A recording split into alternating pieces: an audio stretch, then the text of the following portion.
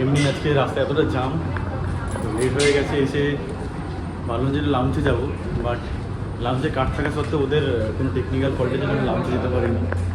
এখন আমরা boarding pass নিয়ে ফ্লাইটের দিকে যাচ্ছি।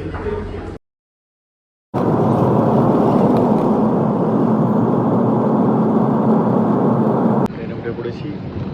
এখান থেকে 1.5 ঘন্টা রাস্তা বিশাখাপত্তনম যাওয়ার জন্য। লাঞ্চেরও যেতে পারিনি, তো হ্যাঁ, তার জন্য আগে আগে বোর্ডিং করিয়ে দিয়েছি।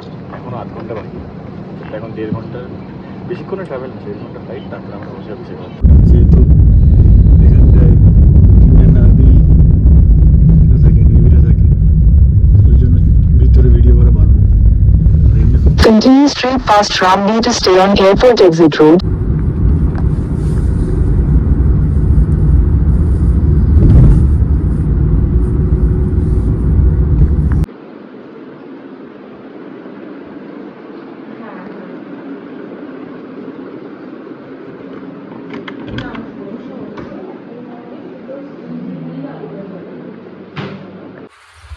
আমরা চলেছি এখন, যেহেতু আমাদের হোটেলটা আরকে বিচের কাছে, আরকে বিচের সাইড দিয়ে আমরা যাচ্ছি।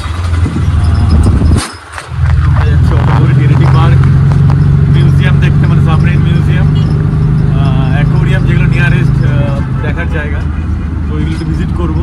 একটা অটো নিয়ে নিয়েছি, বললো যে 700 টাকা নেবে, আমি 400 বলেছি। তো দেখা যাক 400 টাকা কত কি দেখতে পারি আমরা। ভাইজাগ এসে ফার্স্ট ডে, মানে প্রথম দিন তো হয়েই গেল, জাস্ট ইভিনিংটা আমরা একটু ঘুরবো। কালকে আরও অনেক কিছু এক্সাইটিং ব্যাপার স্যাপার আছে, সেগুলো তোমাদের ক্রমশ প্রকাশ্য। তো আপাতত এই রিভিউস দেখাচ্ছি তোমাদের।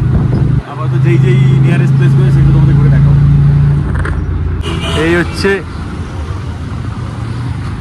এখানকার ট্রিনিটি পার্ক। ট্রিনিটি পার্কের মধ্যে আমরা একটু ঘুরতে বেরিয়েছি, কী দেখা যাক কী কী আছে। অন্ধকার হয়ে গেছে, বাট তাও ভালো লাগছে। খুবই সুন্দর একটা লোকেশান, একদম বিচের ধারে। সন্ধে হয়ে গেছে বলে দেখাতে পারছি না, বাট যতটা পারছি দেখাচ্ছি ক্যামেরায়। খুব ভালো লাগছে। হ্যাঁ, বাট জায়গা খুব ভালো। নিয়েছি, আমরা ভুট্টা খাচ্ছি, 30 টাকা নিল। সুন্দর একটা অ্যাম্বিয়েন্স। এখন আমরা নেক্সট ডেস্টিনিতে যাব, ওদিক দিয়ে রাস্তা। বীজটা কি সুন্দর লাগছে, তাই না? রাত্রি হলেও মানে সামনের একটা অনুভূতি আলাদা। ক্যামেরায় হয়তো ওটা বন্দি করা যাচ্ছে না, বাট সত্যি মানে এই সাউন্ডটা কোথাও মানুষের মনকে রিল্যাক্সেশন দেয়। মানে এত সুন্দর রাত হলেও মানে নেচার মানে দিয়ে যায়, কখনো কিছু নিয়ে যায় না। মানে এত রিল্যাক্সেশন সাউন্ড, যতই মাথায় টেনশন থাকুক, যতই মন খারাপ থাকুক, এই সাউন্ডটা শুনলে হয়তো আমরা কোথাও ভেসে যেতে পারি। Like that. ওয়াও।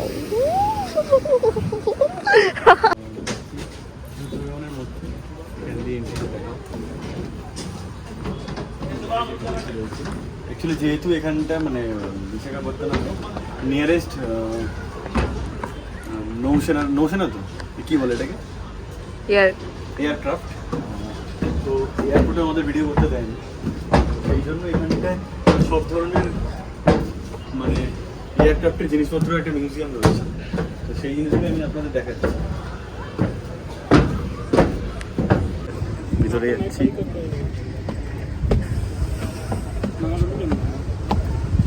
সামনের ভিতর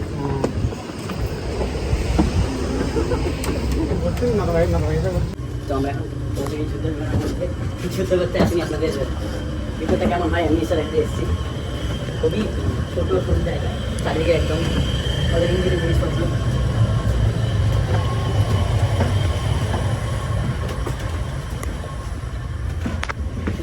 যুদ্ধ বিমান যেগুলো হয় ওটাই একদম এত স্পিড কেন হয়, এত টেকনিক্যাল জিনিসপত্র থাকে তার মধ্যে।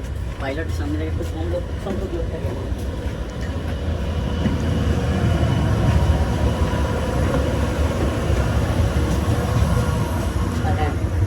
কলকাতা থেকে এখানে গরমটা অনেকটাই বেশি, একদমই ঠান্ডা নেই। একদম ফলস পেয়ে গেছি।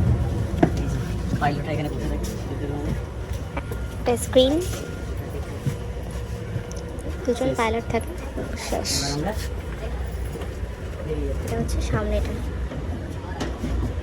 এই আউটসাইডার এমএস দেখি না, এই হচ্ছে আউটসাইডার এমএস।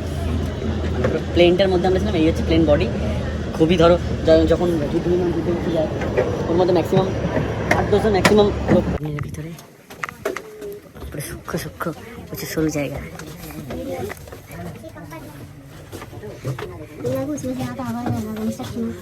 সব কম্পার্টমেন্ট। হ্যাঁ হ্যাঁ, এখানে মানুষরা থাকে। হ্যাঁ, এখন সাবমেরিন আছে, এখন আর উন্নত।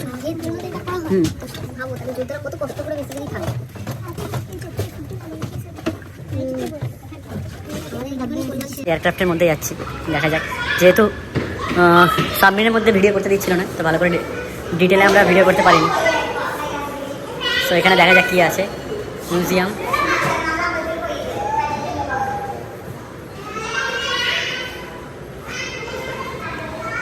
যুদ্ধ বিমান, পাইলট সিট। হ্যাঁ,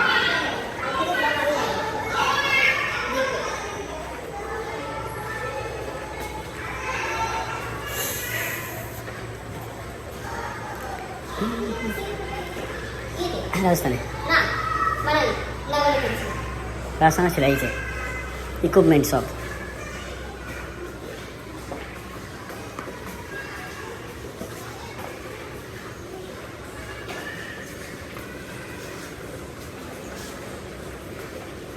লঞ্চার আই থিঙ্ক। সে পুরো সাবমেরিনটা। আমরা এই এয়ারক্রাফট মিউজিয়ামটাতে গেছিলাম। এটার প্রাইস হচ্ছে 70 করে পার হেড, দুজনে 140।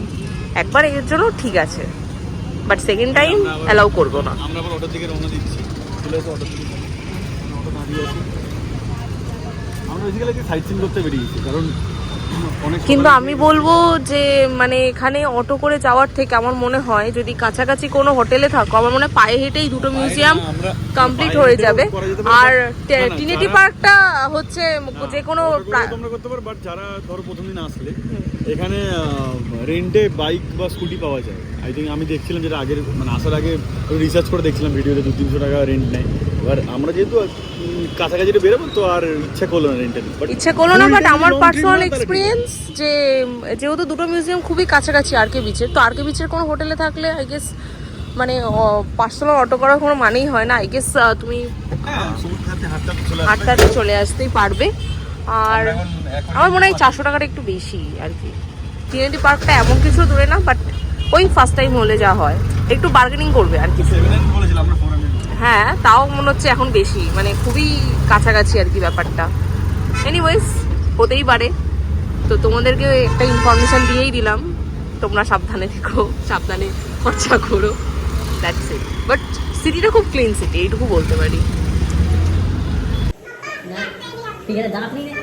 আরে ভেঙে দিয়েছে হয়তো। না রে পাগল, এটা পুকুরে বাউল মাছ, এটা আমাদের গাছ।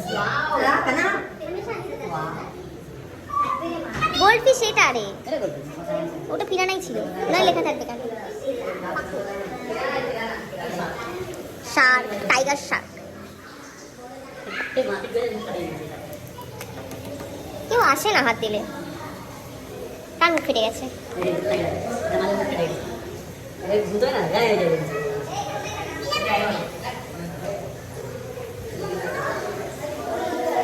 ব্রাউন আরও না। এখানে লাইট কটা আছে, জানি না এটা কি মাছ, কই ফিশ দেখা আছে।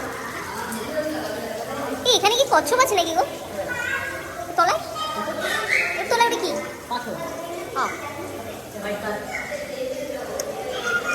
রেড ফিন শার্ক, ছোট্ট ছোট্ট। তো টাইগার শার্ক সেম মাছ। এটা ক্যাটফিশ, হোয়াইট শার্ক।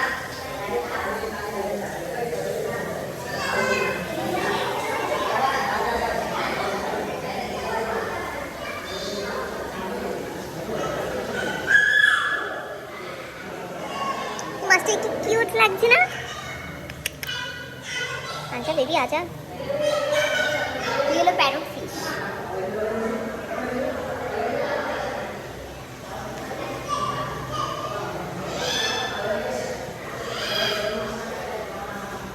ফিশের নতুনত্ব, এটাকে আগে কখনো আমি কোনো মিউজিয়ামে দেখিনি। দেখো এই ফিশটাকে আমি কোনো মিউজিয়ামে কখনো দেখিনি। এই ফিশটাকে তুমি কোনোদিনও কোনো মিউজিয়ামে দেখেছো? আমি দেখিনি।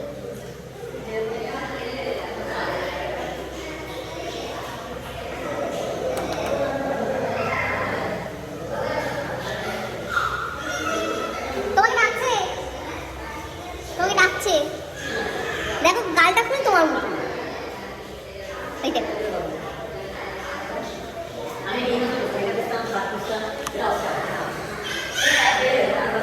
হ্যাঁ ভালো।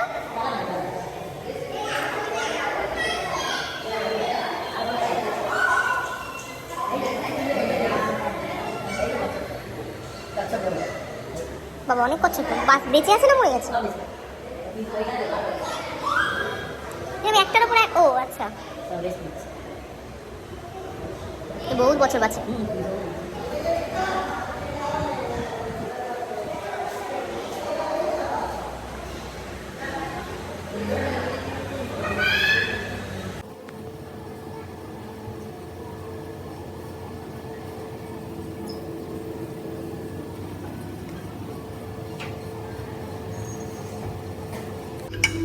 এই সেই বিখ্যাত প্যারাডাইসের বিরিয়ানি, মটন বিরিয়ানি। মাটন বিরিয়ানি, যার নাম শুনেছি এতদিন, শুনেছি ভালো। এবার টেস্ট করে বলো কেমন, রিয়াকশন দাও। Difference between Kolkata and Hyderabadi বলো। সাউথ ইন্ডিয়ান বিরিয়ানি না, কলকাতা বিরিয়ানিতে একটা রিচ হয় বেশি। আমি লাস্ট যখন হায়দ্রাবাদ গিয়েছিলাম মানে তখন খাওয়া হয়নি প্যারাডাইস বিরিয়ানি, তো আজকে খাচ্ছি। কেমন লাগছে? মানে কলকাতা বিরিয়ানিটা লাইট, আর আমরা আলু খেয়ে অভ্যস্ত, এখানে আলুটা মিস করছি, আর বাকি মোটামুটি ভালো। ঠিক আছে।